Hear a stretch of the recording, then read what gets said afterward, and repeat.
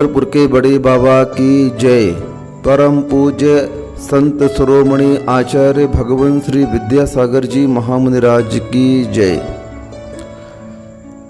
2006 में कुंडलपुर जी में ग्रीष्मकाल चल रहा था और ग्रीष्मकाल में ही आचार्य श्री करीब 1.5 महीने कुंडलपुर में रहे और अचानक वहाँ से एक दिन बिहार हो गया और जिस दिन मेरा अंतराय था उसी दिन बिहार हुआ।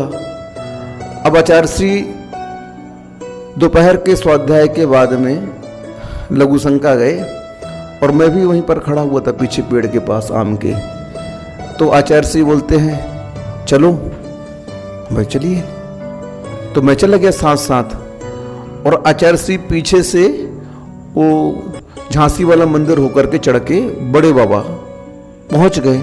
हम भी साथ साथ में पहुंच गए क्योंकि जब संघ में रहते थे तो कुछ विशेष पुस्तकें रहती नहीं थी हम लोगों के पास में, बस पिछी कमंडल रहता था, दोनों हाथ में थे और एक धर्म ध्यान रहती थी।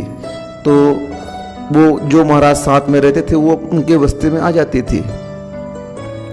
आचार्य श्री जैसे ही ऊपर पहुंचे पीछे से पूज्य समय सागर महाराज जी पहुंच गए। अब ऊपर हम 3 महाराज जी पहुंचे, आचार्य श्री, हम और पूज्य समय सागर महाराज जी।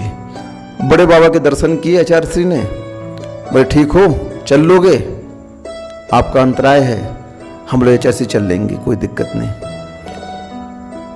संतोष सिंह जी पहुंच गए वहां पर ऊपर, खबर लगी तो, और भयंकर गर्मी थी उस दिन, तो कम से कम 47 टेम्परेचर था उस दिन। संतोष सिंह जी आचार्य से निवेदन करते हैं, आचार्य श्री आप विहार करो, मुझे दिक्कत नहीं है, आपके चरणों में प्रार्थना है, अभी इतनी गर्मी है, आप सुबह विहार कर देना यहाँ से। आचार्य श्री मेरी ओर देखते हैं और मुस्कुराते हैं और बड़े बाबा की जय ऐसे कह करके पीछे से हिनौती का रास्ता है, पहाड़ उतर करके वहाँ से आचार्य श्री गमन कर देते हैं। मैं भी साथ साथ चल देता हूँ और 1-2 ब्रह्मचारिणी थी वो भी साथ हो जाती हैं। अब करीब 6 किलोमीटर हिनौती था वहाँ से। हम लोगों ने सोचा आचार्य श्री हिनौती रुक जाएंगे रात को और सवेरे कुम्हारी आहार कर सकते, गर्मी का समय है। अब जैसे ही वहाँ से उतरे पहाड़ से, इतनी तीव्र पत्थर गर्म तेज थे, गर्म तेज पत्थर थे, कुछ पूछो नहीं, पाँव रखते नहीं बन रहा था। फिर भी चलते गए, रोड पे आए, डामर रोड, और गरम और तेज गरम। अब क्या करें, हिनौती आया, हम लोग श्री इस तरफ चलना है, ये यहाँ पर मंदिर है, हाँ मुझे पता है, मैं कई बार आ चुका हूँ।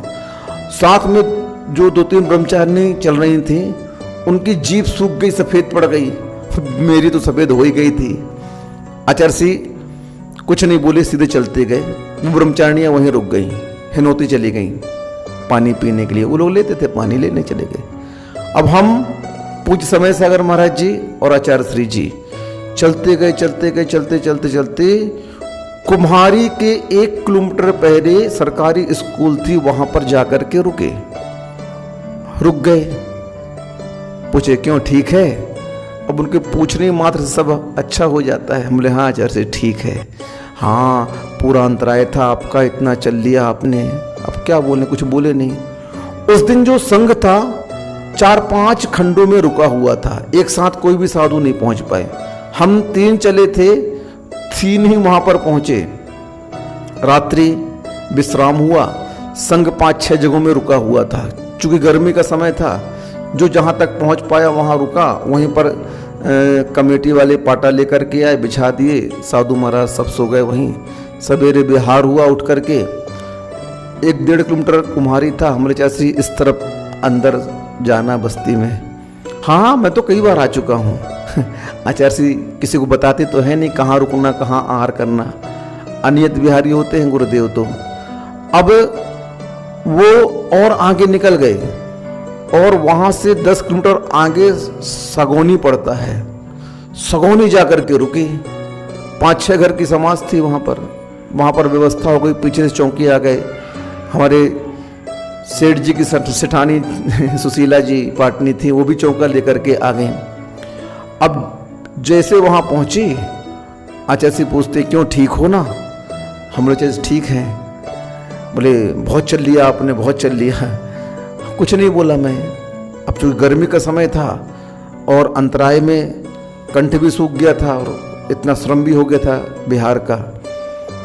वहाँ पर कुल 11 महाराज जी पहुँच पाए हम लोग, और बाकी महाराज जी ने कुम्हारी आहार किया। आचार्य ने आहार उतरे, आहार पे उनके बाद पूछ समय सागर महाराज जी ने हमें बोला आप उतर जाओ, आपका अंतराय है। बहुत वात्सल्य हमारे पूज्य समय सागर महाराज जी का। हम लोग जब भी संघ में थे और जिसका अंतराय आदि रहता था, पूज्य समय सागर महाराज जी आचार्य श्री के बाद अपने से पहले इतने ज्येष्ठ महाराज जी और हम छोटे छोटे साधुओं को कहते थे निकलो निकलो, अंतराय है कल का। बहुत वात्सल्य, बहुत वात्सल्य। महाराज जी ने निकाल दिया। मैं गया आहार करने के लिए। अब चूंकि गर्म मौसम था, बिहार प्यास, 2-2.5 जग तो पहले मैंने पानी पिया, और पानी पी करके केवल आम रोटी खाई मैंने और थोड़ा दूध पिया, फिर पानी पिया और आ गया। सब महाराज आहार करके आए। इरिया पथ में हम लोग बैठे हुए थे। पूज्य समय सागर महाराज जी को हरारत हो गई, हल्का सा बुखार जैसा आ गया। हमने बोल ही दिया आचार्य श्री से, मुझसे रहा नहीं गया। हम बोले आचार्य श्री जी इतनी गर्मी का मौसम है, 47-48 टेम्परेचर चल रहा है और अपन को इतनी जल्दी बिहार कर रहे हैं। तो आचार्य श्री बोले देखो महासागर जी, चौथे काल में साधु आतापन योग लगाता था। देखो कैसे अध्यात्म देते हैं आचार्य महाराज, और कैसे साधु को समझा देते हैं कि साधु की साधना क्या होती है। आचार्य श्री कहते हैं देखो अपन हीन सैनन के साथ पैदा हुए और इस पंचम काल में इतनी साधना नहीं कर सकते कि उस पर्वत की चोटी पर बैठ करके सूर्य की तरफ आंख करके आत्म ध्यान लगा लें। उस आतापन योग धारण करने की हमारे पास शक्ति नहीं है। क्या करें, बहुत सोचते हुए भी साधना नहीं कर पाते हैं अपन, सहनन का अभाव है। बोले कोई बात नहीं, देखो सहनन का अभाव होते हुए भी आपने अंतराय में भी, अब अपना नहीं बोल रहे हैं, मेरे ऊपर डाल दिया है।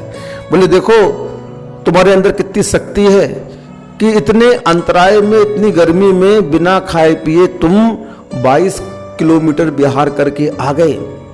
ये शक्ति तुम्हारी उद्घाटित हो गई बिहार करने से, कि देखो हमारे अंदर शक्ति है कि हम इतने ज्येष्ठ काल में भी भले आतापन योग नहीं लगा सकते तो क्या हुआ, आतापन गमन तो कर सकते हैं। ऐसे कह के आचार्य महाराज ने हंस दिया और साधना भी करवा दी और अध्यात्म का उपदेश भी दे दिया।